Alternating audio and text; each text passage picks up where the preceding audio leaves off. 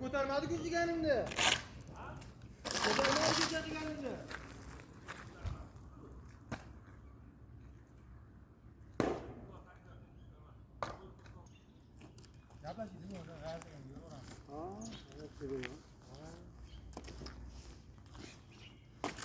Assalomu alaykum. Sizlar buni nima qilyapsizlar o'zi? Shu joyini tegishtirmoqchimisizlar? Mana bu go'rlarni olyapmiz. Keyin nima maqsad unga? Ha?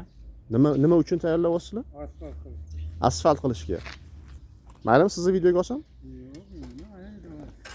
Siz hozir ish davomidamisiz? Ha, siz ishchisiz a?